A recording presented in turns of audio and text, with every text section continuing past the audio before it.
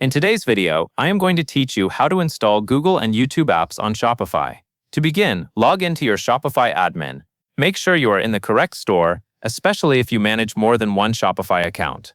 Once you are on the main admin dashboard, look to the left-hand sidebar and click Settings.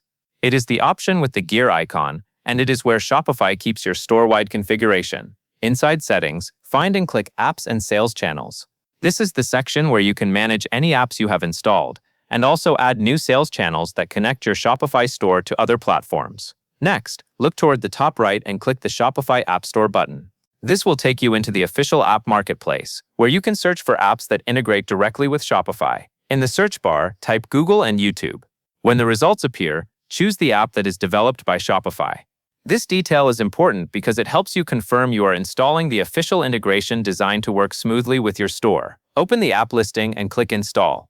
Shopify will then show a confirmation screen with the permissions the app needs. Click Install again to grant access. This access is required so the app can work with your product catalog and order information, which is how it syncs data between Shopify and Google services. After installation finishes, return your attention to the Shopify sidebar. You should now see Google and YouTube listed under the Sales Channels section.